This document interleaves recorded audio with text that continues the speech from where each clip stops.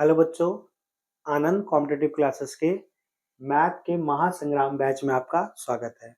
बच्चों, जैसा कि आपको पता है कि ये जो हम लोग का जो बैच है वो फुल्ली हम लोग उन बच्चों को टारगेट कर रहे हैं जो अभी हाल फिलहाल में बीपीएससी टीचर, फिर बीएसएससी एग्जामिनेशन और एसएससी जीडी को जो फोकस कर रहे हैं, क्योंकि इसमें हम लोग मैथ के विभिन्न विभिन्न चैप्टर से जो भी आपका 20-30 चैप्टर है उससे हम लोग क्वेश्चन को हर एक चैप्टर से इम्पोर्टेंट क्वेश्चन को सेलेक्ट करके लाते हैं। चाहे वह सवाल आपका ट्रिग्नोमेट्री का हो, चाहे हाइट एंड डिस्टेंस का हो, चाहे आपका सीआई का हो, चाहे एसआई का हो, चाहे मेंसुरेशन का हो, तमाम सभी चैप्टर से हम आपके लिए सिलेक्टेड क्वेश्चन को लेकर आते हैं जो कि आपके रिजल्ट में ये बहुत ही महत्वपूर्ण अदा निभाएगा, क्योंकि इसमें सारे ही महत्वपूर्ण प्रश्न होंगे जिसमें हम लोग सभी प्रश्नों को देखेंगे डिटेल से भी और उसके शॉर्टकट ट्रिक से भी। तो अगर आपका सपना है कि इस बार मुझे वर्दी लाना है तो ये वीडियो आपके लिए बहुत इंपॉर्टेंट होगा। अगर आपका सपना है कि अपने घर में मुझे जॉब लाना है तब भी आपके लिए ये सेशन काफी ज्यादा इंपॉर्टेंट होने वाला है। और आप लोग को ऐसे भी अब ये रेगुलर वे में वीडियो देखना चाहिए, क्योंकि अगर इस वीडियो को रेगुलर वे में देखोगे ना तो 5 से 6 महीना में आपका सारा चैप्टर रिवीजन इतने बेहतरीन तरीके से हो जाएगा कि आपको पता भी नहीं चलेगा। तो चलिए आज एक इम्पॉर्टेंट सेशन की शुरुआत करते हैं। और आज कौन सा प्रैक्टिस सेशन है? Practice set number 6। तो इसका पहला सवाल हम लोग देखते हैं। देखिएगा, क्वेश्चन नंबर 1 जो है वो आपका बहुत ही अच्छा है और ऐसा प्रश्न नॉर्मली हम लोग देखते हैं कि एसएससी में पूछा जाता है। अभी तक आप में से मैक्सिमम बच्चे बनाते होंगे जिसमें नीचे में केवल 2 अंक गुणाम होता था, लेकिन यहाँ पर 3 अंक है और कभी कभी 4-4 अंक भी नीचे में होगा। तो इसका भी वही कंसेप्ट है। इसमें हम लोग एक फार्मूला को यूज करते हैं। क्या? तो फार्मूला होता है 1 बटे आपका डी। डी बराबर क्या? डिफरेंस, मतलब किन किन दो पदों का? तो प्रथम पद और अंतिम पद का डिफरेंस। ठीक है, ध्यान रखना। इनटू आपका, ठीक है, क्या होगा? तो फर्स्ट टर्म। अब फर्स्ट टर्म का मतलब क्या होता है? ध्यान रखो। फर्स्ट टर्म का मतलब क्या? तो फर्स्ट टर्म का मतलब होगा कि आपका अगर यहाँ प्रश्न में 3 अंक नीचे में गुना है तो फर्स्ट टर्म का मतलब ये 2। ठीक है, प्रथम 2। कौन सा? तो प्रथम 2। इस चीज का ध्यान रखिएगा। और अगर मान लो सपोज करो नीचे में केवल 2 ही अंक होता तो फर्स्ट टर्म का मतलब पहला, मतलब कि 2 है तो 1 लेंगे, 3 है तो प्रथम 2 लेंगे, 4 रहेगा। जैसे कि नीचे में अगर रहेगा a into B into C into D, तो फर्स्ट टर्म का मतलब प्रथम 3 हो जाएगा। ध्यान रखिएगा, ठीक है। और इसमें से हमको घटाना है, लेकिन ये फर्स्ट टर्म क्या होगा? तो इस टर्म में होगा। देखो मैं ऐसे लिख दूंगा 1 बटे फर्स्ट टर्म, ठीक है, 1 बटे फर्स्ट टर्म, ठीक है, माइनस 1 बटे क्या? Last term. अब लास्ट टर्म का भी वही कंसेप्ट है। ठीक है, क्या? कि जैसे कि अगर आप ध्यान रखना कि अगर नीचे में लास्ट में लिखा हुआ है इस तरह से, ठीक है, आपका C इंटू डी, मतलब नीचे में अगर 2 अंक है, C इंटू डी, नीचे में अगर 2 अंक है तो लास्ट टर्म का मतलब केवल अंतिम वाला लेंगे, ठीक है, ये वाला। लेकिन अगर नीचे में 3 अंक है, जैसे कि आपका C इंटू डी इंटू ई, तो लास्ट टर्म का मतलब अंतिम 2। और अगर नीचे में मान लो 4 अंक है, ठीक है, तो लास्ट टर्म का मतलब अंतिम 3। ये चीज का ध्यान रखिएगा कि अगर 4 है तो फर्स्ट टर्म का मतलब शुरू वाला 3 और लास्ट टर्म का मतलब अंतिम वाला 3। अगर नीचे में 3-3 अंक है तो फर्स्ट टर्म का मतलब शुरू वाला 2 और लास्ट टर्म का मतलब अंतिम वाला 2। ठीक ना? तो वही चीज है, फॉर्मूला आपको ध्यान रखना है, आप इजिली कैलकुलेट कर लोगे। यहाँ पर कितना था?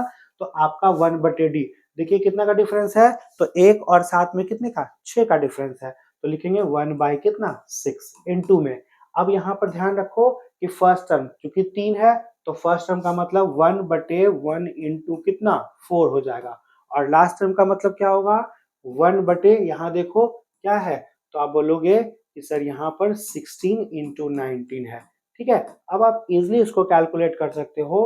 1 बाई 6 इंटू इन दोनों का एलसीएम निकालोगे तो देखो इन दोनों का एलसीएम क्या हो सकता है, तो बहुत आसानी से आप निकाल सकते हो। आप गुना कर लो इन दोनों को, तो आपका 16 इंटू 19, तो आप बोलोगे कि 16 दहाई की कितना हो जाएगा, तो आप कर सकते हो ना 160 और 320 में आप घटा लोगे यानी 304, और यहाँ से दोनों में 2 कॉमन है यानी आपका 304 इंटू 2 608 हो जाएगा ना। अब इससे कितना बार में कटेगा, तो देखो यहाँ कट जाएगा आपका कितना बार में? नॉर्मली 15 और आपका कितना 2, और यहाँ कितना हो जाएगा?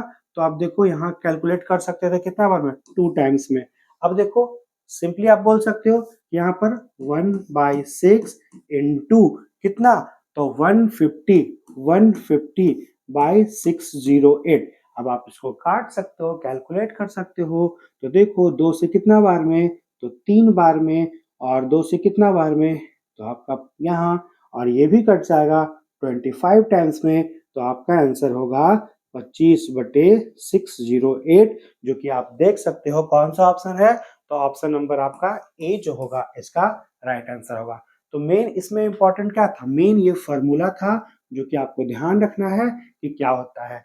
डी का मतलब क्या, तो प्रथम पद और अंतिम पद का डिफरेंस। फर्स्ट टर्म का मतलब कि जितना भी नीचे में अंक होगा उससे एक कम, ठीक है। तो प्रथम 2 लेना है अगर 3 है तो, ठीक है। और लास्ट टर्म का मतलब, तो यहाँ पर अगर 3 अंक है तो लास्ट टर्म का मतलब अंतिम 2 पदों का मल्टीपल। तो आप इजिली इन प्रश्नों को हल कर सकते हो। काइंडली इसको नोट डाउन कर लो, ठीक है। तो चलिए आप इसको नोट डाउन कर लीजिए, हम लोग बढ़ते हैं क्वेश्चन नंबर 2 की ओर, ठीक है। क्वेश्चन नंबर 2, देखो ये जो सवाल है बहुत आसान है, बहुत सिंपल है, और हमने पिछले सेशन में भी ऐसा ही एक प्रश्न देखा था जिसमें आपका ट्रिग्नोमेट्री का प्रश्न है, जिसमें हम लोग वैल्यू पुटिंग मेथड को अप्लाई करेंगे। कैसे अप्लाई करेंगे, तो यहाँ अपने मन से अगर हम लोग थीटा बराबर कितना, अगर 45 डिग्री मान लिए, तो देखो यहाँ पर आप पुट कर सकते हो कॉसेक 45 क्या होता है। तो कॉसेक 45 कितना होता है, आप बोलोगे √2, यहाँ पर कितना होगा 1/√2, किसके बराबर, तो L के बराबर। अब आप इसको हल कर सकते हो, तो बोलोगे कि सर इसको हल करेंगे तो 1/√2 किसके बराबर, L के बराबर हो जाएगा। और उसी प्रकार जब यहाँ आप हल करोगे, ठीक है, इसमें आप जब हल करोगे तो आप भी यहाँ भी थीटा 45 डिग्री पुट करोगे तो क्या होगा, सेम यही वैल्यू होगा √2 माइनस 1/√2 किसके बराबर, M के बराबर। तो बोलोगे 1/√2 का वैल्यू M हो जाएगा। मतलब क्या, मतलब कि L बराबर कितना, M। अब अगर L बराबर क्या हो गया, M हो गया, तो आप इस मान को यहाँ पुट कर दोगे तो यहाँ क्या होगा कि दोनों सेम है, यानी L दी पावर कितना, तो आपका 4 हो जाएगा। और यहाँ देखो दोनों सेम है तो आप क्या बोलोगे, 2L² हो जाएगा और प्लस कितना 3। अब आप इसको इजिली पुट कर सकते हो, किस वैल्यू को, इस वैल्यू को। L और M दोनों का वैल्यू कितना है, 1/√2, यहाँ पुट कर सकते हो। तो बोलोगे 1 बाई कितना, √2, और उसका पावर 4 करोगे तो 1/4 हो जाएगा। और इंटू में कितना, 2 इंटू कितना ये, और प्लस कितना 3। तो देखो ये और ये कट जाएगा तो 1 और 3 कितना 4 हो जाएगा। तो 1/4 इंटू 4, ये कट जाएगा तो आपका आंसर कितना 1 हो जाएगा, जो कि आपका ऑप्शन नंबर क्या है, तो सी है। तो बहुत ही इजी था, बहुत ही आसान था। आप इन प्रश्नों को बहुत इजीली आसान तरीकों से बना सकते थे, ठीक है। तो अगर आपको ऐसा प्रश्न आप पहली बार बना रहे हो और आपको अच्छा लगता हो तो काइंडली इस वीडियो को लाइक भी कीजिए, और अधिकतर जो है मित्रों के साथ जो है इस प्रश्न को शेयर कीजिए, क्योंकि आपको लग रहा है कि हाँ मैं कुछ अगर नया सीख रहा हूँ, जो मेरे मित्र भी अगर सीखेंगे तो मेरा कंपटीशन और ज़्यादा बढ़ेगा, तो पढ़ने में और ज़्यादा मजा आएगा। क्योंकि पढ़ाई में कहा गया ना कि ज्ञान जितना बांटोगे उतना ही जिंदगी में तरक्की करोगे। इसीलिए टीचर लोग चाहते हैं कि नहीं बच्चे भी पढ़े और ज़्यादा से ज़्यादा बच्चों को शेयर भी करें। तो चलिए आप इसको नोट डाउन कर लीजिए। बढ़ते हैं क्वेश्चन नंबर 3 की ओर। क्वेश्चन नंबर 3 देखो बहुत ही प्यारा सा सवाल है, और अच्छे बच्चों से ऐसे प्रश्न नहीं बनता है ना। आपका ये जो प्रश्न है जिसमें आपका क्या कह रहा है कि 15 महीने के लिए CI का जो क्वेश्चन है चक्रवृद्धि ब्याज का, 15 महीने के लिए प्रति वर्ष दर, देखो 12% रेट है कितना, तो आपका 12 महीने में, तो आप लोग ऐसे बोल सकते हो कि सर कि इसका मतलब हम लोग बोल सकते थे कि अगर 12 मंथ का रेट 12% है, तो आपको देखो किस अनुसार जोड़ा गया, 5 माह में। तो 5 महीने का रेट क्या होगा, तो बोलोगे 1 महीने का सर 12/12, 1 मंथ का कितना हो जाएगा रेट, तो 1 मंथ का 12/12, तो 5 मंथ का कितना इंटू में 5 हो जाएगा। जैसे 1 महीने में अगर हम 2 रुपया कमाते हैं, 1 महीने में 2 रुपया, तो 5 महीने में कितना 10। तो वही अगर 1 महीने में अगर ये रेट मिलता है तो 5 महीने में गुना कर लेंगे। और ये सारी चीजें आपको मन में करना है, तो आप मन में जब कर लोगे तो ये कट जाएगा। यानी आप क्या बोलोगे, आप बोलोगे नॉर्मल सा चीज कि जो कैलकुलेशन में, ठीक है, जो कैलकुलेशन होगा इसमें रेट क्या होगा, तो 5% होगा ना। और कितनी बार, देखो 5-5 महीना पर अगर हिसाब हो रहा है तो 15 महीने में कितना बार कैलकुलेशन होगा, तो आप बोलोगे कि सर इसका मतलब टाइम्स जो होगा वो 3 टाइम्स हो जाएगा। अब आप जानते हो कि 3 वर्ष का गोल्डन रेशियो क्या, 3 वर्ष का गोल्डन रेशियो क्या होता है, 3:3 कितना 1, यही मेरा 3 वर्ष का गोल्डन रेशियो होता है। मतलब कि हर बार जो है वो रेट क्या मिलेगा, तो 5%। तो बताओ इसका 5% कितना होगा, तो इसका 5% होगा, पहली बार कितना मिलेगा, तो आपका इसका 5% यानी 500, और उस पर क्या रेशियो मिलेगा, तो 3, यानी कितना से गुना, 3 से गुना, मतलब 1500 रुपया आपका ब्याज मिलेगा। फिर अगली बार क्या होगा कि इसका जो है वो 5% मिलेगा, तो साइड में कर लो, इसका 5% करोगे तो ये और ये 0 0 क्या होगा, कट जाएगा। यानी आप साइड में ऐसे कर सकते थे कि 500 का 5% कितना, तो आपका ये कट जाएगा, यानी कितना 25 रुपया होगा। और इस 25 रुपया का गोल्डन रेशियो देखो कितना है, तो फिर 3 है, यानी इस पर भी 3 हो जाएगा, यानी कितना 75 रुपया। अब देखो आप ऑप्शन से भी पकड़ सकते थे नॉर्मली, इन दोनों को कैलकुलेट करके कितना आ रहा, तो आप बोल सकते हो 1575। देखो 1575 के करीब ये तो नहीं होगा, ये तो नहीं होगा, एक ये है और एक ये है। अब देखो इसका अगर 5% करोगे ना तो बहुत मिनिमम वैल्यू आएगा, 1 रुपया के आसपास आएगा। और 1 रुपया के आसपास जो आएगा तो उसका जो रेशियो 1 होगा, यानी लगभग लगभग इसमें 1 रुपया और बढ़ सकता है। ठीक है, तो आप इसका भी चाहते तो निकाल लेते, नहीं तो आप इन दोनों से ही पता चल रहा है कि 1575 के तो करीब है और उसके करीब कौन है, तो ऑप्शन नंबर डी। यानी हम इसका एक बार और निकालते 5% और फिर उसको ऐड करते, तो उतना कैलकुलेशन एकदम एग्जैक्टली नहीं करना है, क्योंकि आपको ऑप्शन से ही दिख जा रहा है कि ये काफी ज्यादा दूर है। यानी इसमें इकलौता ऑप्शन कौन बच जाएगा, ऑप्शन नंबर डी बच जाएगा। तो ये गोल्डन रेशियो का कमाल होता है, और अधिकतर बच्चों को गोल्डन रेशियो नहीं आता है ना। तो जब नहीं आता है तो वो ऐसे प्रश्न को एग्जामिनेशन में छोड़ देते हैं।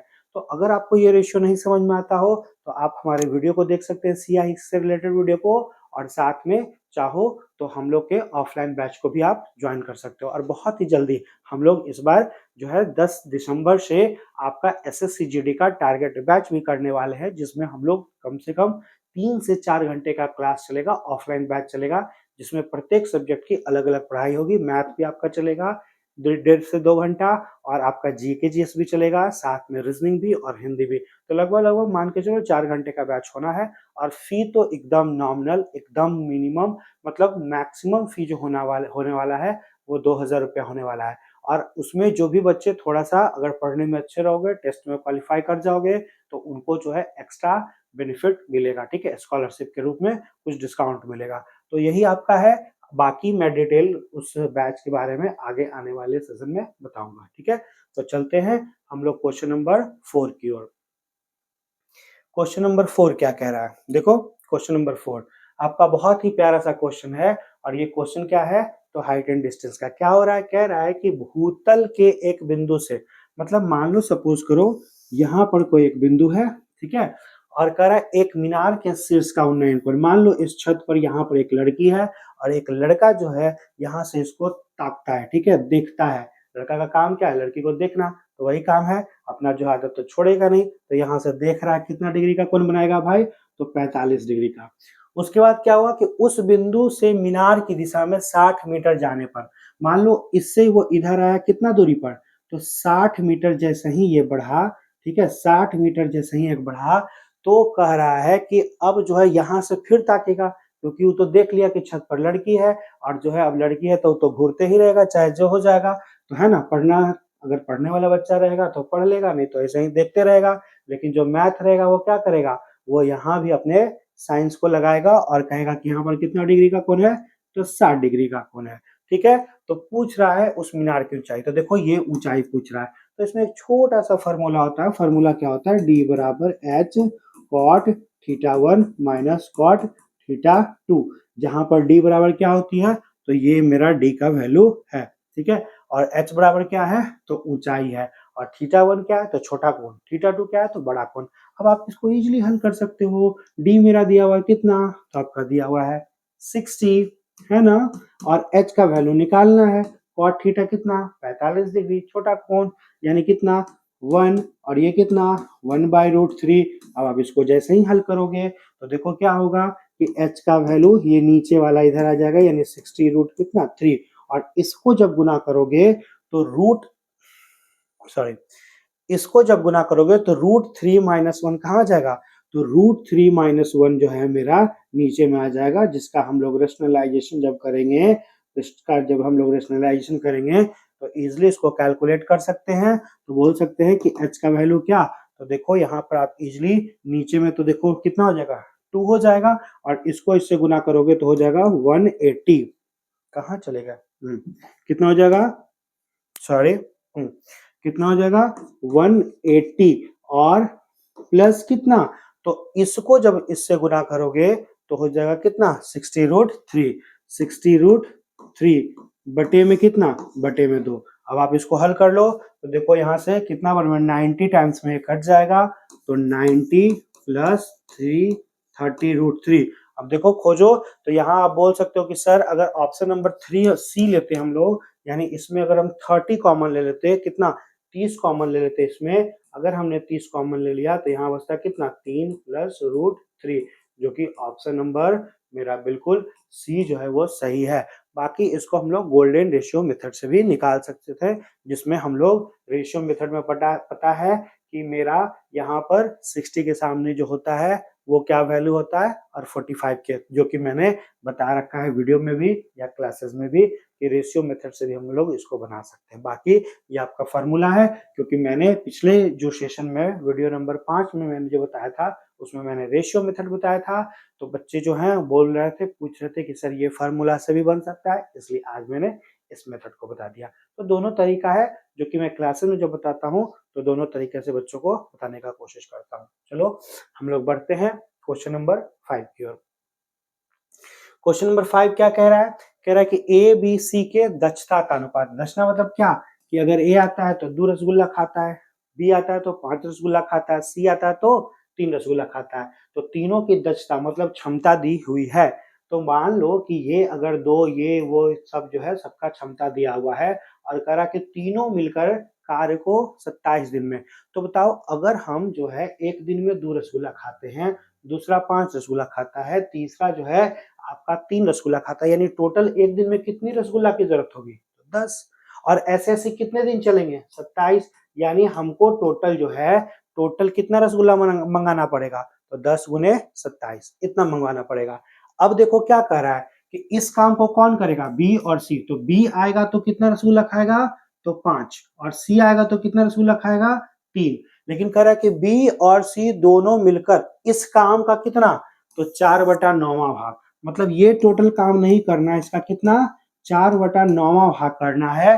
तो पूछ रहा है कितने दिन में करेगा, कितने का मतलब क्या होता है, कितने का मतलब होता है x। अब आप इसको कैलकुलेट कर लो, तो देखो 9 से कितना 3 बार में, और यहाँ ऐड कर दोगे तो डायरेक्ट मैं ऐड करके लिख दूं कि 5 + 3 कितना, तो कितना 8, 4 से 2 बार में, और 2 से 5 बार में, यानी x का वैल्यू 5 गुने 3 कितना, तो हम लोग बोल सकते थे कि कितने दिन में कर सकता है, तो बहुत आसान था, ऑप्शन नंबर बी, यानी कितना 15 दिन में कर सकता है।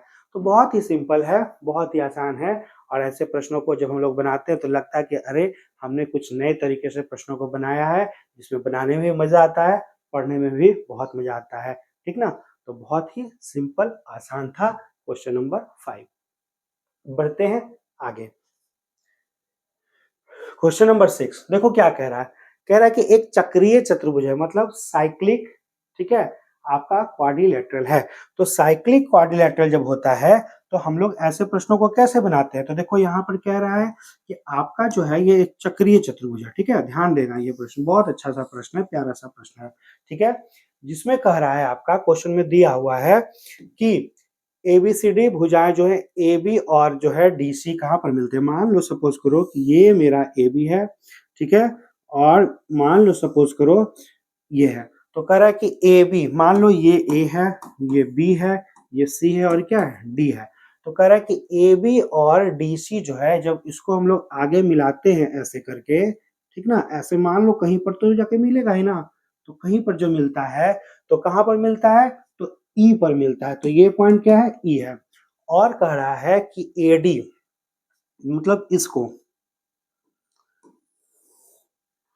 ठीक है, इसको जब हम लोग इस तरह से कहीं भी मिलाएंगे, मान लो सपोज करो यहाँ इस तरह से ऐसे मिलेगा, ठीक है, ऐसे इधर ऊपर में मिल रहा है और इधर मिल रहा है, ठीक है।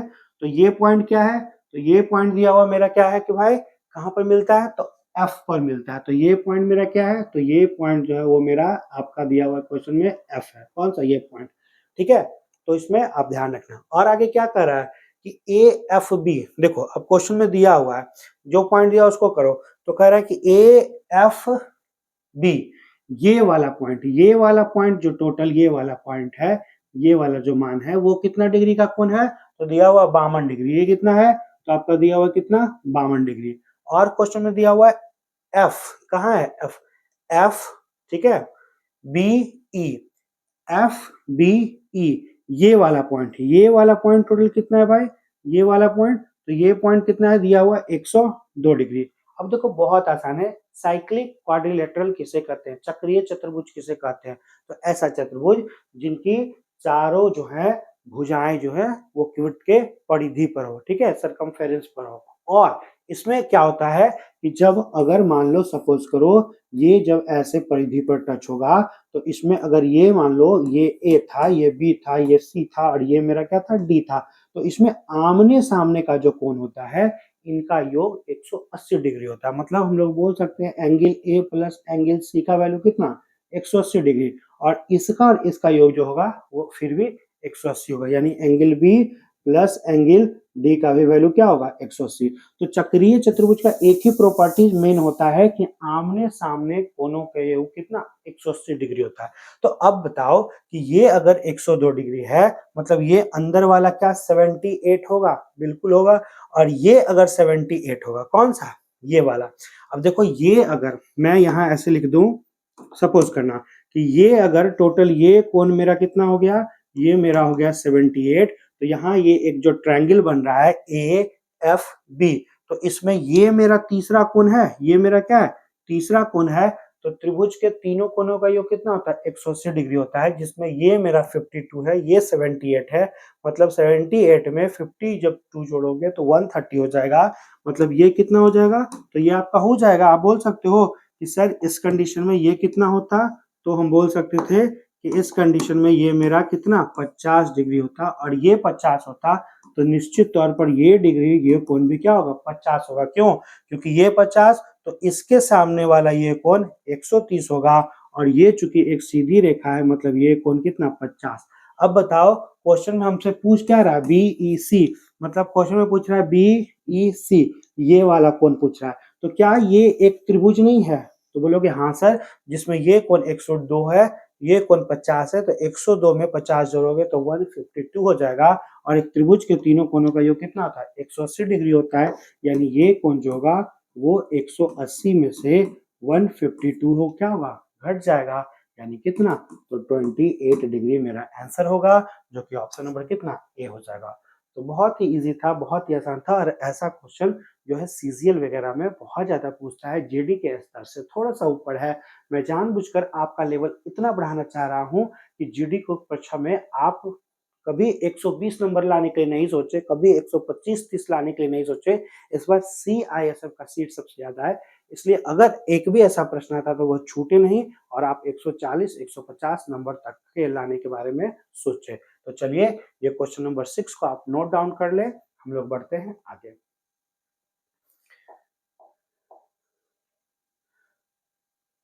ठीक है, 6 के बाद कौन सा है, 7 नंबर लाना है, ठीक है।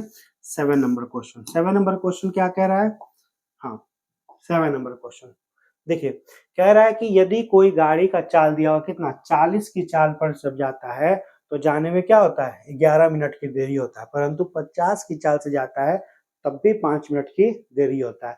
तो ऐसे प्रश्न में हम लोग क्या करते हैं कि बीच की दूरी को क्या मान लेते हैं, x किलोमीटर, और हम लोग जानते हैं ऐसे प्रश्नों को बनाते हैं क्या, x बटे 40। तो यहाँ से क्या निकलेगा, दूरी बटे 4 से क्या निकलेगा, समय, ठीक है।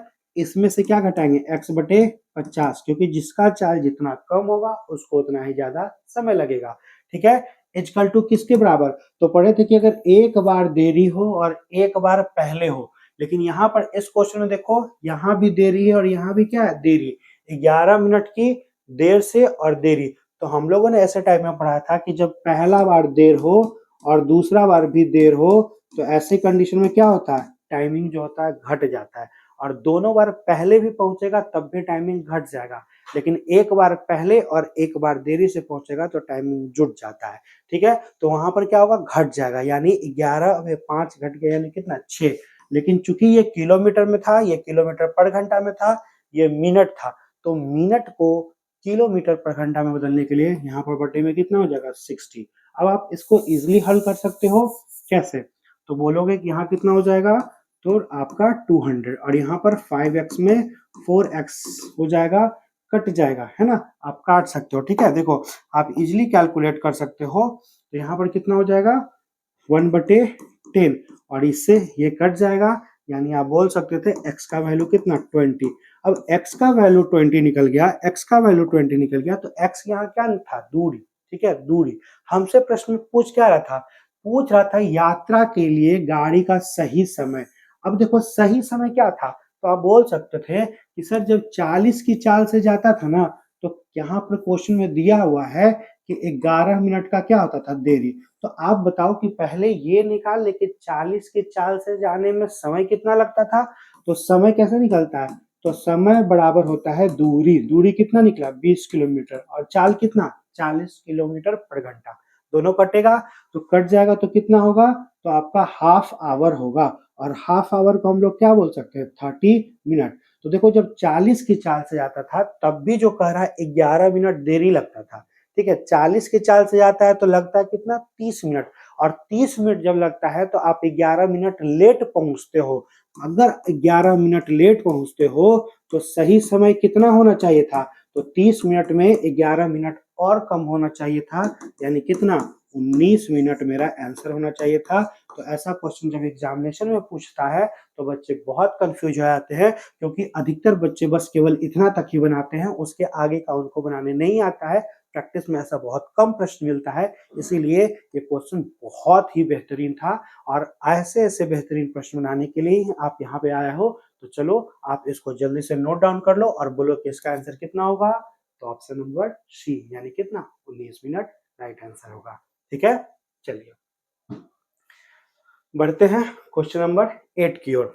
ठीक है, और देखो ऐसे प्रश्न बनाओगे ना तभी आप अपना लेवल बढ़ा पाओगे, और जब ऐसे प्रश्न बनाते हैं तो एक तो पढ़ने में मजा आता है, एक तो लगता है कि हाँ हमने कुछ सीखा, और दूसरा चीज आपका कॉन्फिडेंस लेवल जब अच्छा रहेगा तो आप लोग क्यों रिजल्ट नहीं होता है, क्योंकि पिछले बार का अगर जनरल का कट ऑफ 110-15 के बीच में था, ठीक है 111 समथिंग था, तो आप सोचोगे कि इस बार मैं 15 लाऊंगा, लेकिन प्रश्न पूछने वाला क्या होता है, वो जानता है कि बच्चे थोड़ा सा ज़्यादा तैयारी करेंगे तो इसलिए क्वेश्चन थोड़ा और हार्ड होगा, तो फिर आपका वही मार्क्स आ जाएगा, या बच्चे अगर और मेहनत कर देंगे तो कट ऑफ 115 चला जाएगा, इसलिए फिर क्या होगा कि आपका रिजल्ट नहीं होगा। आपको क्या करना है कि अगर पिछले बार 110 है तो मुझे इस बार 130 का तैयारी करना है, ताकि कहीं न कहीं तो मेरा जॉब होना ही है। आप 2 नंबर 4 नंबर एक्स्ट्रा लाने के लिए मत सोचो, आप 20 नंबर 25 नंबर एक्स्ट्रा लाने के लिए सोचो, उसके लिए आपको मेहनत करना पड़ेगा। तो कौन मेहनत से हारता है, कौन मेहनत से भागता है, जो कमज़ोर होते हैं, जो वही मेहनत से भागते हैं। आप लोग तो सुपर हीरो हो, है ना? क्योंकि आज के युवा जो होते हैं उनके पास इतनी कैपेबिलिटी होती है कि वो जो चाहें वो कर सकते हैं। तो बस आपको एक बार ठानने की ज़रूरत है और बस कर दिखाना है ना? तो चलो हम लोग बढ़ते हैं क्वेश्चन नंबर 8 की ओर। क्या कह रहा है? 180 मीटर तथा 120 मीटर लंबी 2 रेलगाड़ी जो है समानांतर पटरी पर कह रहा है एक दूसरे की दिशाओं में। एक दूसरे की दिशाओं में मतलब विपरीत दिशाओं में। और जब भी ऐसा क्वेश्चन होता है विपरीत दिशाओं में चलता है तो समय बराबर क्या होता है, दूरी बटे चाल। हम लोग एक यही फार्मूला से हल करते हैं, जहां पर दूरी क्या होता है, दोनों ट्रेनों की लंबाई। तो कितना कितना, ठीक है, तो आपका एक इतना एक इतना, ट्रेन की लंबाई ऑलवेज जुटती है, यानी कितना हो जाएगा 300। ठीक है, और चाल जो है देखो विपरीत दिशा में क्या होता है, जुट जाता है। तो 65 में आप 55 को जोड़ोगे तो कितना हो जाएगा 120, लेकिन ये चूंकि मीटर में है और ये किलोमीटर पर आवर में, तो इसको बदल देंगे क्या चीज में, मीटर पर सेकंड में। 60 से 2, 60 से 5, 5 5 कट गया, यानी कितने सेकंड में पार करेगा? तो बिल्कुल 9 सेकंड में पार करेगा, जो कि आपका ऑप्शन नंबर बी है। तो ऐसा प्रश्न तो चुटकियों में आप बता सकते हो, बहुत ईजी, बहुत सिंपल। परीक्षा में एसएससी जीडी वगैरह में यही लेवल है, इसी तरह का प्रश्न पूछता है, तो छूटना नहीं चाहिए, ठीक है। और बीएसएससी में भी ऐसा ही प्रश्न नॉर्मली पूछता है, तो आप बना सकते हो। तो बढ़ते हैं हम लोग क्वेश्चन नंबर 9 की ओर।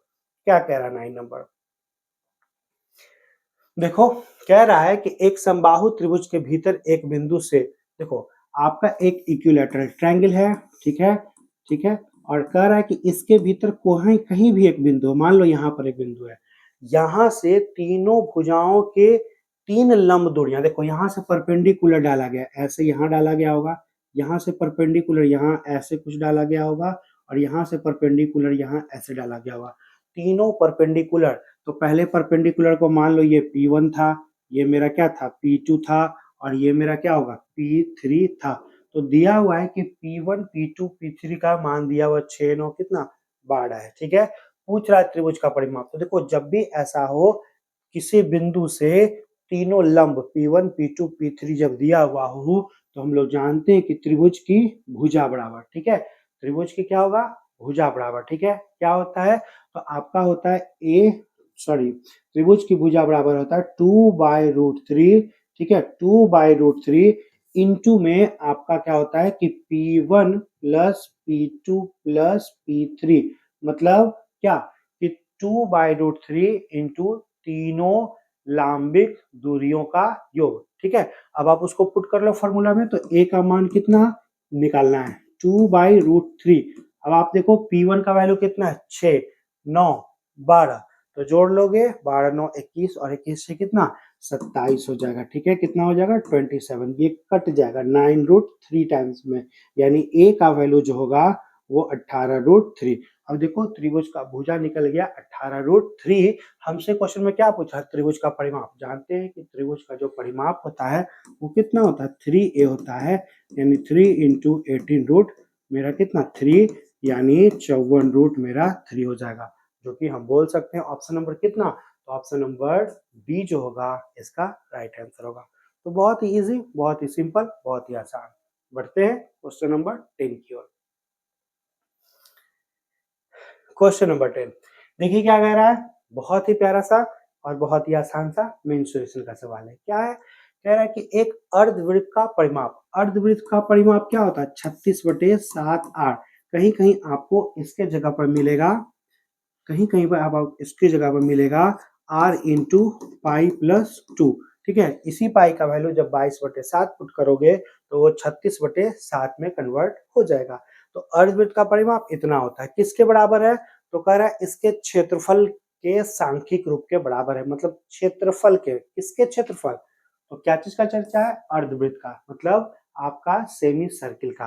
तो सेमी सर्किल का क्षेत्रफल क्या होता है पाई r स्क्वायर बटे 2, दोनों आपस में क्या है बराबर है।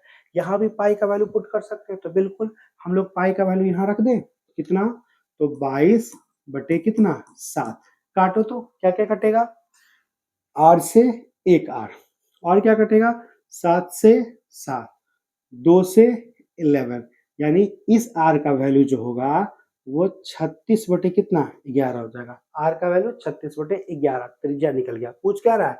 पूछ रहा है इसका व्यास।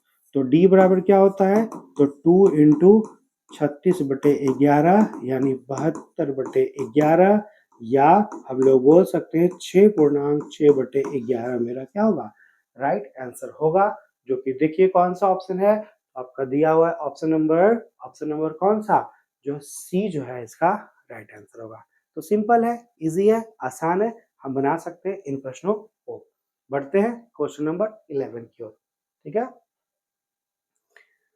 11 नंबर देखो क्या कह रहा है, एक विक्रेता अपनी वस्तुओं को बेचने के लिए 1 केजी के जगह पर 980 ग्राम का, देखो जब कभी भी आप पढ़े हो कि जब कभी भी अगर कोई बेईमानी करता है किस रूप में, कम तौल कर, तो कम तौल में करके जब बेईमानी करता है तो दुकानदार को ऑलवेज लाभ होता है। कैसे लाभ होता है?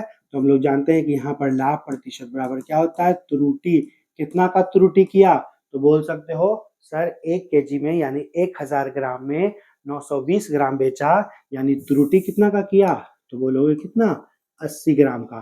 त्रुटि गुने क्या होता है, 100, और बटे में क्या होता है, जो माप तौला, तो यहाँ इतने प्रतिशत का लाभ होगा। इसको कैलकुलेट कर सकते हैं, तो बिल्कुल 0 से 0 कट जाएगा। 4 से 23 बार, 4 से 2 बार, यानी कितना का लाभ हुआ, 200 बटे 23%। ये कैसे लाभ हुआ, तो कम तौल कर लाभ हुआ। उसके बाद क्या कह रहा है कि अब जब वह अपनी वस्तु लागत कीमत से 15% अधिक लाभ पर जो है बेचता है, मतलब एक बेईमानी क्या किया, कम तौल कर वहां से लाभ कमाया। दूसरा लाभ क्या कमाया, डायरेक्ट बोल दिया कि भैया हम तो आपसे मात्र 15% ही लाभ ले रहे हैं। तो एक तो दिखाया कि हाँ भैया जो हम आपके लिए बहुत एकदम ईमानदार हैं, बहुत आपसे कम पैसा ले रहे हैं, मात्र 15% तो ले रहे हैं, इतना पूंजी लगाए हुए हैं, तो इतना भी नहीं लेंगे तो कैसे चलाएंगे, इतना स्टाफ है, दिस दैट करके पहले का छा लिया कि कितना 15%। और दूसरा होशियारी क्या किया, कम तौल लिया, यानी डबल डबल फायदा। तो आप पढ़े हो ना कि जब दो मान दिया हुआ हो तो टोटल लाभ कैसे निकलता है, एक्स इन, यही से ना, जब दो लाभ दिया हुआ हो तो कुल लाभ प्रतिशत ऐसे निकलता है, ये फॉर्मूला। तो जिसमें एक तो निकल गया एक्स का वैल्यू कितना, तो ये, दूसरा वाई कितना है, तो वाई मेरा कितना है 15%। तो बताओ अब टोटल लाभ पूछ रहा है ना, तो पूछ रहा वास्तविक प्रतिशत लाभ क्या है, तो कैसे हल करेंगे, एक्स का वैल्यू ये है, वाई का वैल्यू 15 है, और अब क्या होगा एक्स इंटू वाई, यानी 200 बटे 23 इंटू वाई बटे में कितना, तो 100, तो डबल जीरो क्या होगा, कट जाएगा। अब देखो यहाँ है तो यहाँ नहीं कुछ, तो कितना 1 है, यानी नीचे में कितना हो जाएगा 23, तो 200 प्लस, अब यहाँ पर 23 गुने 15, तो 15 गुनी कितना 300, 345 हो जाएगा, 345, और प्लस कितना 15। आप इसको हल करो तो 300, 200, 500, और 500 कितना हो जाएगा, तो 300 और 200, 500 और 500, यहाँ 15 दूनी है जी, तो 15 दूनी कितना 30 है यहाँ पर, ठीक है, कितना है 30, तो आपका हो जाएगा 575 बटे 23। आप इसको कैलकुलेट करोगे, जैसे ही कैलकुलेट करोगे तो आपका हो जाएगा 25%, ये मेरा क्या होगा, टोटल लाभ हो जाएगा, यानी कौन सा ऑप्शन, तो ऑप्शन नंबर सी। और बहुत सारे बच्चे क्या करते हैं कि जब इसमें देखते हैं कि एक्स का वैल्यू इतना फ्रैक्शन में आ गया, तो कहीं ना कहीं वो सोच लेते हैं कि अब तो मुझसे बनेगा नहीं, क्योंकि फ्रैक्शन में नॉर्मली आपने ऐसे प्रश्न जब बनाते थे तो फ्रैक्शन में वैल्यू बहुत कम मिलता है प्रैक्टिस में, तो बच्चे यहाँ पर छोड़ देते हैं, जबकि बिल्कुल ये इजी सा टाइप था, बस सिर्फ और सिर्फ कैलकुलेटिव था फ्रैक्शन के रूप में। तो कहीं से हड़बड़ाना नहीं है, हिम्मत नहीं हारना है, कोशिश करना है, बाकी कंसेप्ट से ही प्रश्न पूछा जाता है। वो बस एग्जामिनर यही चेक करता है कि बच्चे ने हिम्मत हारा कि एग्जाम में क्वेश्चन छोड़ा, वो बाहर हो गया, क्योंकि आपको जॉब करना है, कल के डेट में दुश्मनों का सामना करना है, जैसे ही हिम्मत हारोगे दुश्मन आप पर अटैक कर ही देगा। तो उसको कैसा बच्चा चाहिए, तो बिल्कुल सिखा देंगे, बता देंगे, लेकिन आपको अपना हिम्मत रहेगा तभी आप जो है परीक्षा पास कर पाओगे, और हिम्मत रहेगा तभी दुश्मन का सामना कर पाओगे। तो बहुत ही सिंपल है क्वेश्चन नंबर 11। हम लोग बढ़ते हैं क्वेश्चन नंबर 12 की ओर।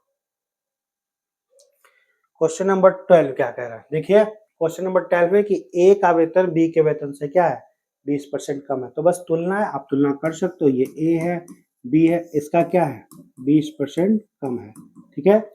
और कह रहा है तथा बी का वेतन सी के वेतन से 25% अधिक है, ये जो है क्या है +25 है, ठीक है। और फिर क्या कह रहा है, सी का वेतन डी के वेतन से 20% क्या है अधिक है, सी का वेतन जो है डी के वेतन से कितना है 20% अधिक है, ठीक है। तो पूछ रहा है कि ए तथा डी के वेतन का अंतर यदि 2000 हो, ठीक है। अब देखो यहाँ किसका किसका दिया हुआ, ए और डी का डिफरेंस, तो पहले परसेंटेज में डिफरेंस निकाल ले, तो बिल्कुल ये कितना हो जाएगा 100, ये कितना होगा 120। अब देखो ये 25 अधिक है, 25% का वैल्यू क्या होता है फ्रैक्शन वैल्यू 1/4, तो इसका 1/4 कितना 30, यानी ये कितना हो जाएगा 150। और ये 20% कम है, तो इसके 10% का वैल्यू कितना 15, तो 20% का वैल्यू कितना 30, यानी 30 कम यानी कितना 120।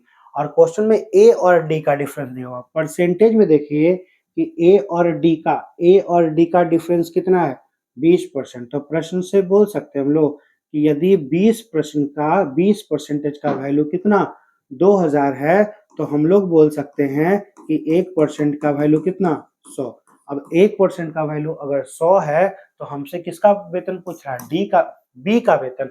बी का वेतन कितना है? तो बी का वेतन जो है 150 है, यानी इसमें 150 से आप गुना कर दीजिएगा तो आपका ऑप्शन नंबर कितना?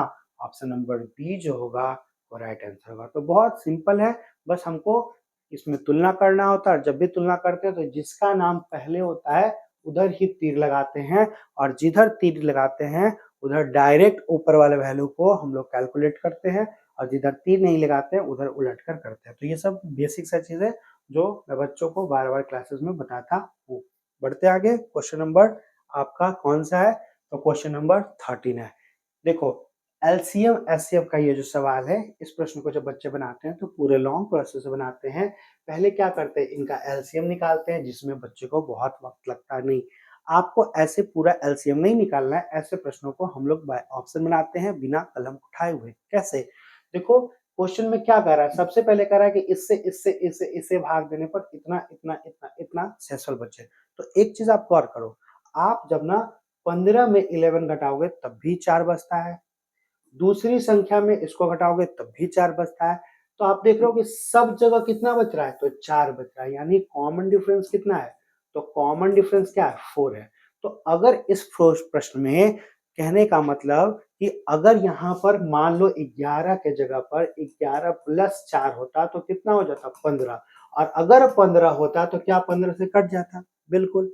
यानी इन सभी ऑप्शन में अगर 4 हम और जोड़ दें तो वह इससे सबसे कट जाएगा। तो बोलोगे हाँ सर, तो 4 कहाँ से आया? तो वो कॉमन डिफरेंस से आया। तो जरा इसमें आप 4 जोड़कर सोचो, इसमें 4 जोड़कर सोचो, इसमें 4 जोड़कर सोचो, इसमें 4 का जोड़कर सोचो कि अब इन सभी से कटना चाहिए। अब इसमें देखो एक संख्या दिख रहा है कौन सा? 15। और आप जानते हो कि 15 से कटने का क्या नियम है? तो 15 से कटने का नियम है कि 3 और 5 दोनों से कटे।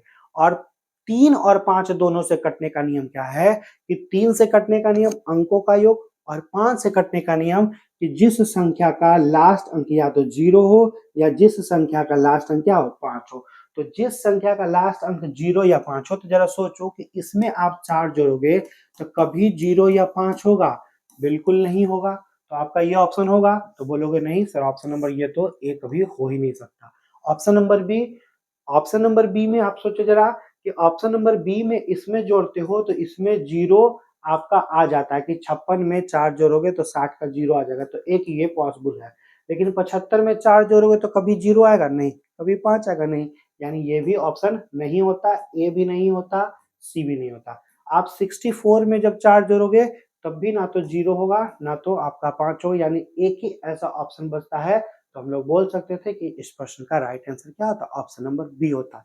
तो ऐसे अगर आप बाय ऑप्शन बनाते हो तो ना तो आपको एलसीएम निकालना पड़ेगा, ना तो उतना कैलकुलेशन करना पड़ेगा, आप चुटकियों में इन प्रश्नों को बता सकते हो। और जब भी ऐसे प्रश्नों में दिक्कत हो तो हम लोग के प्लेलिस्ट में जाइए, आनंद कॉम्पिटिटिव क्लासेस के प्लेलिस्ट में जाइए, जहाँ एलसीएम एचसीएफ का फोल्डर बना हुआ है, वहाँ आप आराम से ऐसे प्रश्नों को देख सकते हो। बहुत सारा प्रश्न वहाँ पर बताया गया, कंसेप्ट भी समझाया गया है ना? तो आप इस तरह से, अगर आपको वीडियो अच्छा लगता हो तो काइंडली लाइक भी करें, हम लोग को सपोर्ट भी करें और ज़्यादा से ज़्यादा शेयर करें। चलते हैं हम लोग नेक्स्ट क्वेश्चन की ओर। क्वेश्चन नंबर 14 क्या कह रहा है? क्वेश्चन नंबर 14 कह रहा है कि जब धनात्मक पूर्णांक एक पॉजिटिव इंटीजर है, क्या है? n, n को 12 से भाग देने पर शेषफल कितना आ जाए? 5। ठीक है, ऐसे प्रश्न हम लोग पढ़े थे कि पहला बार जो भाजक हो अगर अंतिम में भी उसी से भागा देने के लिए कहता है, मतलब यदि विभाजक नहीं बदले, यदि डिवीजर नहीं बदले, तो ऐसे कंडीशन में जो शुरू का रिमाइंडर है वही मेरा संख्या बन जाता है, यानी n का मान कितना हो जाएगा? 5। अब अगर n का मान 5 हो गया तो यहाँ पर आप n का वैल्यू पुट करें, 8n स्क्वायर प्लस 7 में n का वैल्यू पुट करें, यानी n का वैल्यू 5 हो जाएगा, यानी कितना? 25, यानी 8 गुने 25 और प्लस कितना? 7, यानी कितना हो जाएगा? तो 207। तो अब कह रहा है क्वेश्चन में कि इसको अगर 12 से भाग दे तो शेषफल क्या होगा? अब 12 से भागा देकर देख लो, 12 से भागा देकर देखोगे तो यहाँ 87 बचेगा, 84 कट जाएगा, बचेगा कितना? 3। तो ऑप्शन नंबर सी जो होगा इसका राइट आंसर होगा। तो ये नंबर सिस्टम का टाइप है जो कि हम लोग नंबर सिस्टम के वीडियो में बना कर रखे हैं। ठीक है, रूल ऑफ डिविजिबिलिटी में यही नियम पढ़ना होता है कि जब विभाजक नहीं बदले, पहले भी 12 से भाग देना था, अंत में भी 12 से भागा देना था। तो जब कभी विभाजक नहीं बदले, डिवीजर नहीं बदले, तो शुरुआत का जो रिमाइंडर है वही मेरा संख्या उसको मान लेते हैं। यानी हमने संख्या किसको, शेषफल को, रिमाइंडर को मान लिया 5 और उसी को हम यहाँ पुट कर देंगे। उसके बाद जिससे भाग देने का रहा, 12 से भाग देने का रहा, दे देंगे। जो भी शेषफल आएगा वो मेरा आंसर हो जाएगा। तो बहुत ही इजी था, आसान था। बढ़ते आगे क्वेश्चन नंबर 15 की ओर। 50 नंबर क्या कह रहा है, देखो अब मैं ये सवाल नहीं बताऊंगा, बहुत इजी है। आपका खर्च दिया हुआ है, बचत दिया हुआ है, रेशियो दिया हुआ। तो ऐसे प्रश्न हम लोग क्या करते थे, जानते थे कि अपने मन से आय खर्च है, ठीक है, तो खर्च और क्या दिया हुआ, बचत। तो हम लोग ऐसे प्रश्न में क्या करते थे कि जो रेशियो है उसी को उतना 100 मान लेते थे। यानी खर्च का रेशियो कितना, 5 है तो 500 मान लेंगे, और ये 300 है, मतलब इनकम कितना, 800 हो जाएगा। अब देखो इनकम में 12% बढ़ गया, यानी कितना, 960 हो गया। और आपका यहाँ पर कितना हो गया, खर्च में 15% बढ़ गया, यानी कितना, 575 हो गया। तो क्या ये नहीं निकलेगा, बिल्कुल आप इसमें से 575 को घटा लोगे, ये निकल जाएगा। और जैसे ही ये निकल जाएगा तो पूछ रहा है, क्वेश्चन में यही पूछ रहा है कि बचत में कितने प्रतिशत की वृद्धि हुई। तो आप बिल्कुल इसका राइट आंसर मुझे कमेंट बॉक्स में आप सभी लोग बताइएगा। ठीक है, कमेंट कीजिएगा कि क्या होगा, और मुझे उम्मीद है कि मेरे जो भी बच्चे क्लासेस में पढ़ते हैं वो तो इसका आंसर जरूर बता देंगे, है ना, क्योंकि ये बहुत इजी आसान सा सवाल है। तो चलते हम लोग क्वेश्चन नंबर 16 की ओर। 16 नंबर क्या कह रहा है, देखो बहुत प्यारा सा, बहुत आसान सवाल है। कह रहा है किसी वस्तु के मूल्य में 33.1/3 की कमी होने पर 1 रुपए में 4 वस्तु अधिक मिलते हैं। तो कह रहा है घटने से पहले मूल्य बताएं। घटने से पहले मतलब आरंभिक मूल्य। आरंभिक मूल्य पूछ रहा है, क्या होता है फॉर्मूला, तो फॉर्मूला होता है कमी। ठीक है, कितना का कमी, तो 33.1/3 को हम लोग क्या लिख सकते हैं, तो 100/3। तो कमी गुने क्या होता है, मूल्य। मूल्य कितना, तो 1, मात्रा कितना, 4, और इनटू में क्या होता है, 100 माइनस कमी, या 100 प्लस वृद्धि। वृद्धि का चर्चा रहता तो 100 में जुड़ जाता, कमी का चर्चा रहता तो घट जाता।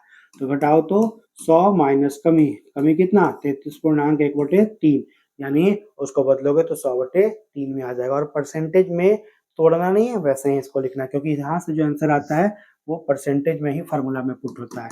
तो क्या होगा, 100 गुने 1/3 गुने 4, इसको कैलकुलेट करोगे तो 200/3 हो जाएगा। 3 से 3 कट गया, इससे ये कट गया 1/8। तो 1/8 में देखो ऊपर में हम लोग किसको लिखते हैं, तो मूल्य को लिखते हैं। देखो यहाँ फॉर्मूला जिनको नहीं पता है तो मैं लिख देता हूँ, फॉर्मूला होता है कमी प्रतिशत गुने मूल्य। ठीक है, गुने क्या, मूल्य, बटे में मात्रा, बटे में मात्रा, और इनटू में 100 माइनस, ठीक है, कमी। लेकिन ध्यान रखना यहाँ अगर वृद्धि रहेगा तो यहाँ पे प्लस वृद्धि हो जाएगा। ठीक है, मतलब जो भी परसेंटेज में रहेगा कमी तो कमी प्रतिशत, और वृद्धि तो वृद्धि प्रतिशत। ठीक है, तो यहाँ पे ध्यान रखना वो चीज क्या चीज में रहेगा, परसेंटेज में रहेगा। तो बहुत इजी सा ये क्वेश्चन है और मुझे उम्मीद है कि आपसे बना होगा। Question number 16। बढ़ते हैं हम लोग क्वेश्चन नंबर 17 की ओर। क्या कह रहा है, कह रहा है देखो एक दंपत्ति है। ठीक है, क्वेश्चन में देखो क्या कह रहा है, आप इजीली इन प्रश्नों को आप बना सकते थे। क्वेश्चन में आपका नॉर्मली कह रहा है कि एक दंपत्ति है, तो दंपत्ति में कौन कौन व्यक्ति होते हैं, एक हस्बैंड है और दूसरा वाइफ है। ठीक है, थोड़ा सा मैं नीचे लिखता हूँ यहाँ पर।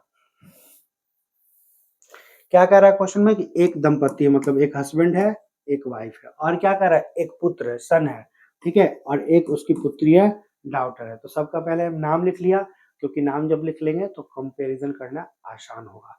अब क्या कह रहा है कि पिता, ठीक है, पिता इसमें कौन हो गया, हस्बैंड। पिता की जो आयु है वो पुत्र की आयु का क्या है, तो पुत्र की आयु का कितना है, 4 गुनी। तो पहले कंपैरिजन कर लो कि ये जो फादर है वो पुत्र की उम्र का कितना है, 4 गुना। आगे क्या कर रहा है, माता की जो आयु है, नहीं सॉरी, पुत्री की आयु तथा पुत्री की आयु जो है माता की आयु का 1/3। देखो अगर पुत्री 1/3 हो तो क्या बोल सकते हैं कि ये मदर जो है 3 गुना होंगे। तो बिल्कुल, अगर मेरे पास आधा मतलब आपके पास दुगना, अगर मेरे पास 1/3 मतलब आपके पास तिगुना, तो अगर पुत्री 1/3 थी मतलब माता कितना 3 गुनी बड़ी थी। बिल्कुल कर सकते हैं। अब क्या करें, यदि पत्नी की आयु पति की आयु से कितना है 6 वर्ष कम, मतलब इन दोनों का डिफरेंस कितना है 6 साल। तो किसी तरह से इसका और इसका अगर एज निकल जाए तो काम बन जाए। बिल्कुल, एक्स के टर्म में सही लेकिन निकाल लेना है। कैसे निकालेंगे, आगे कह रहा है तथा बहन अपने भाई से 3 वर्ष बड़ी हो। देखो यहीं से निकल जाएगा, यहाँ से निकल जाएगा कि बहन जो है वो अपने भाई से 3 वर्ष बड़ी हो। तो अगर भाई का उम्र हम मान लेंगे कितना x, तो बहन का हो जाएगा x प्लस कितना 3। और क्वेश्चन में दिया हुआ है कि माता जो है वो बहन की कितनी है 3 गुनी, मतलब माता का उम्र जो होगा 3 इंटू कितना, तो x प्लस 3 का माता का उम्र कितना हो जाएगा, तो 3 इंटू x प्लस 3। और पिता जो है वो पुत्र का कितने हैं 4 गुना। तो बताओ अगर पिता का पुत्र का उम्र अगर x है मतलब पिता का उम्र कितना हो जाएगा 4x। तो अब आप देख बोल सकते हो, यहाँ पर थोड़ा सा ध्यान दो, अभी थोड़ा सा इश्यू हो गया था, कोई दिक्कत नहीं। अब देखो क्वेश्चन में क्या था, क्वेश्चन में दिया हुआ था यदि पति जो है, यहाँ क्वेश्चन में दिया हुआ है कि यदि पत्नी जो है पत्नी, ठीक है, पति से क्या हो 6 वर्ष कम हो, पत्नी की आयु जो है वो पति से क्या है 6 वर्ष कम, मतलब कि इन दोनों के एज का डिफरेंस कितना 6 साल। तो अब आप इजिली हल कर सकते हो। कैसे, तो बोलोगे कि 4x में, देखो आप इजिली बोल सकते हो, क्या बोल सकते हो कि 4x में से इसको जब आप कैलकुलेट करोगे तो 3x होगा ना, और प्लस कितना 9। तो आप बोलोगे कि पति की उम्र में से अगर पत्नी की उम्र घटा लेंगे तो कितना का डिफरेंस है 6 साल का, इक्वल टू कितना 6। हल करो, आप घटाओगे 4x माइनस 3x माइनस 9 का वैल्यू 6। अब देखो 4x में 3x गया यानी कितना हो जाएगा, तो आपका यहाँ पर बचेगा x, और ये 9 उधर जाके क्या होगा जुट जाएगा, यानी x का वैल्यू कितना 9 और 6 15। x का वैल्यू, x इसमें कौन था भाई था, पूछ किसका रहा है, तो पूछ रहा है क्वेश्चन में देखो किसका, माता की उम्र, माता की उम्र क्या थी ये थी। अब आप पुट कर दो कि आपका 15 है, 15 दिन कितना 18, और 18 गुने 3 कितना, तो आपका 54 एज हो जाएगा। खोजिए तो इसमें मदर कहाँ है 54, तो ऑप्शन नंबर सी जो है इसका राइट आंसर है। तो बहुत ही सिंपल था, आसान था, बस बड़ा बड़ा क्या कंपेरिजन था, चार चार लोगों का कंपेरिजन था। बस कंपेरिजन करना सीख जाएंगे फिर चार क्या 40 भी रहेगा तो हम कर लेंगे, है ना। तो बहुत सिंपल ही है, कहीं से इसमें कोई इशू नहीं है। तो बढ़ते हैं हम लोग क्वेश्चन नंबर 18 की ओर। 18 नंबर देखो क्या कह रहा है, कह रहा है कि 8 क्रिकेट खिलाड़ी के गेंदबाजी का औसत। देखो गेंदबाजी का औसत इसको दो तरीके से बना सकते हैं। गेंदबाजी का औसत कैसे निकलता है, क्या आप कभी देखे हो, मैच तो समझते हो। तो हाँ, जिस गेंदबाज का औसत जितना कम रहेगा वो उतना अच्छा रहेगा, और जिस बैट्समैन का औसत जितना ज्यादा रहेगा वो उतना अच्छा रहेगा। क्यों, क्योंकि गेंदबाजी का जो औसत निकलता है ना वो आपका विकेट लेने पर निकलता है। मतलब 2 रन देकर अगर एक विकेट ले लिया, कोई 10 रन देकर एक विकेट लिया, तो ज्यादा अच्छा 2 रन देकर विकेट लेने वाला है। इसलिए बॉलर का एवरेज जितना कम रन देकर विकेट लेगा, ठीक है। तो आप बताओ कि गेंदबाजी का औसत अगर इतना था मतलब क्या कि 21.5 रन देकर वह कुछ तो विकेट लेता होगा, कितना विकेट लेता नहीं पता है। तो पहले तो हम लोग इसको एक मिश्रण के नियम से भी बना सकते हैं। मिश्रण के नियम से कैसे, पहला वाला हम लोग यहाँ लिख लेते हैं 21 पॉइंट कितना 5। फिर देखो आगे क्या कर रहा है कि अंतिम मैच में 75 रन देकर 5 विकेट लेता है। मतलब अंतिम मैच को सिर्फ साइड कर दिए तो 75 में 5 विकेट, यानी अंतिम मैच का एवरेज कितना, तो 75/5, 75/5 कितना, आप कर लो 75 को 5 से भागा दे लोगे तो कितना आ जाएगा 15। तो ये अंतिम वाला का एवरेज, ये शुरू वाला का जितना खेला उतना का एवरेज।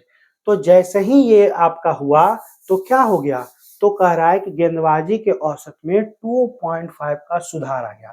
तो बताओ बॉलर में सुधार आ रहा है तो एवरेज बढ़ेगा कि घटेगा, घटेगा। जितना कम आएगा उतना ज्यादा सुधार है ना। बैट्समैन में जितना ज्यादा बढ़ेगा उतना ज्यादा सुधार है। तो अगर सुधार आ गया तो इसमें 2.5 घट गया, यानी टोटल, अब देखो सुधार आ गया कब, शुरू वाला में तो था ही और बाद में खेला तब जाके सुधारेगा, यानी टोटल का कितना एवरेज, तो 2.5 की कमी हो गई, यानी इसमें से 2.5 कट गया, यानी कितना 19। अब आप इसको मिश्रण के नियम से बनाओ, आप इजीली कैलकुलेट कर सकते हो। इसमें कटेगा कितना 4 और इसमें कितना 2.5। आप दशमलव हटाओगे जब, देखो यहाँ जैसे ही आप दशमलव हटाओगे तो यहाँ पर कितना हो जाएगा 40 हो जाएगा, और जैसे ही यहाँ पर 40 होगा तो आप काट सकते हो 8 रेशियो कितना 5। अब जरा देखो ये रेशियो 8:5 आया, हमसे पूछ रहा उसके द्वारा लिए गए विकेटों की संख्या बताए। तो शुरू में उसमें कितने विकेट थे, तो शुरू में एवरेज ये था, तो शुरू में इसमें उन्होंने कितने विकेट लिए, तो इसका वाला कितना था 8x था। ठीक है, तो हम लोग कैसे कैलकुलेट करेंगे, तो यहाँ देखो ये जो 5x आया वो किसका आया, बीच वाले का। तो बीच वाले में उसने कितना विकेट लिया, तो आप बोल सकते हो कि रेशियो में बीच वाले में कितना आया 5x, और विकेट कितना लिया 5, यानी x का वैल्यू कितना, x का वैल्यू अगर 1 हो गया तो शुरुआत में उसने 8x विकेट लिया था, यानी 8x का वैल्यू कितना 8 गुने 1, यानी शुरू में उसके द्वारा लिए गए विकेटों की संख्या कितनी थी, तो ऑप्शन नंबर ए। ठीक है, तो एक तो ये तरीका था, आप इसको ऐसे मिश्रण के नियम से, और अधिकतर बच्चे जो हैं जो compete करते हैं एसएससी वगैरह को, वो ऐसे ही बनाते हैं। दूसरा हम लोग प्रोसेस से भी इसको सीख लेंगे। ठीक है, तो एक तो ये तरीका, जल्दी से आप इसको नोट डाउन कर लो। ठीक है, अब देखो दूसरा तरीका क्या है, तो दूसरा तरीका आपका ये है कि आप समझ रहे हो ना कि 21.5 एवरेज कैसे बना, विकेट लेने के बाद तो मान सकते हैं कि माना कि प्रारंभ में, ठीक है, प्रारंभ में लिए गए विकेट, लिए गए, ठीक है, विकेट, तो लिया गया विकेट कितना होगा, तो आपका x होगा। तो आपका टोटल रन कितना होगा 21.5 इंटू एक्स, यही इतना रन पिटाया होगा। क्योंकि बॉलर जो है, अगर मान लो कोई बॉलर जो है उसका एवरेज जो है 5 है और 2 विकेट लिया है, मतलब उसने कितना रन पिटाया, 5 गुने 2 10 रन, क्योंकि हम लोग को पता है कि योग गुना करके निकलता है। तो टोटल इतना रन पिटाया। अंतिम मैच में कितना पिटाया, तो अंतिम मैच में 75 रन, यानी आज तक उसने कितना रन पिटाया, तो आज तक उसने जो है टोटल इतना रन पिटाया, कितना, तो आप बोल सकते हो कि आज तक उसने शुरू में इतना, बाद में 75।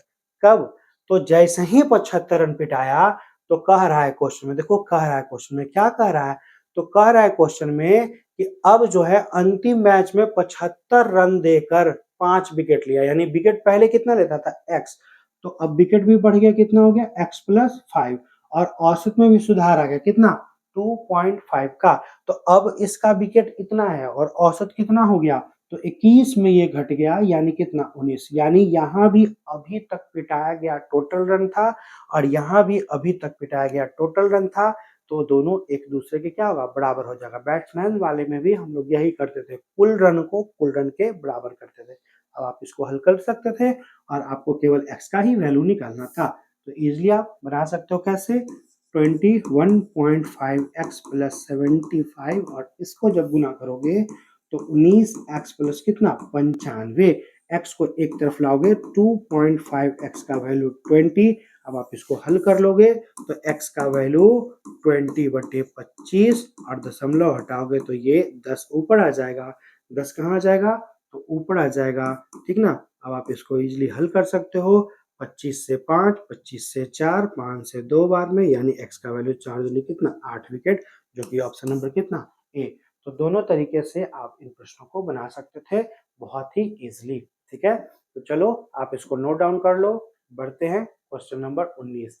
देखो क्वेश्चन नंबर 19 क्या कह रहा है, कह रहा है कि एक व्यापारी जो है 19,500 में 2 घोड़े खरीदा। 2 घोड़े, तो मान लो एक अगर x में खरीदा तो दूसरा क्या इतना माइनस x में खरीदेगा, तो बोलिएगा हाँ सर बिल्कुल। एक पर क्या हुआ 20% लाभ पर बेचा, यानी इसको बेच दिया 120/100 में, और दूसरे को क्या किया 15% लाभ पर बेच दिया, यानी इसको बेच दिया 115 बटे कितना 100 में, दोनों को बेच दिया।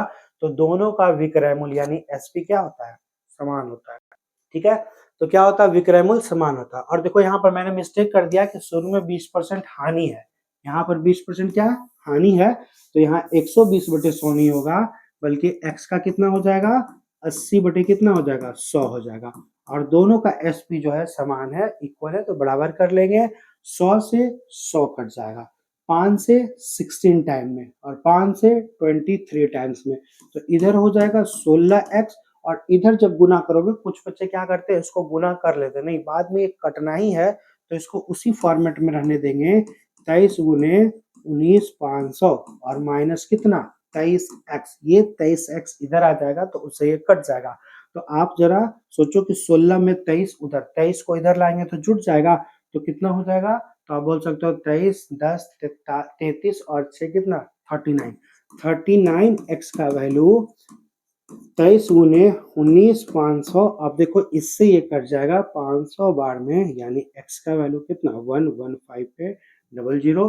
तो x का वैल्यू देखो, एक मान इकलौता ऐसा मान है जहां पर कितना आ रहा है 11500, यानी दूसरे मान अब निकालने की जरूरत नहीं है, वक्त की बचत करेंगे, यानी बोल सकते हैं कि इस प्रश्न का आंसर कितना, तो ऑप्शन नंबर बी होगा। तो इजी है, सिंपल है, आसान है, बहुत ज्यादा मुश्किल नहीं है। बच्चे क्या करते हैं, पहले गुणा कर लेते हैं जिसमें वक्त लगता है, फिर बाद में क्या करते हैं कि दूसरा वैल्यू भी निकालते हैं जिसमें वक्त लगता है।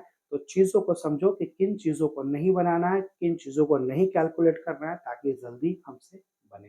ठीक है, बढ़ते हैं क्वेश्चन नंबर लास्ट।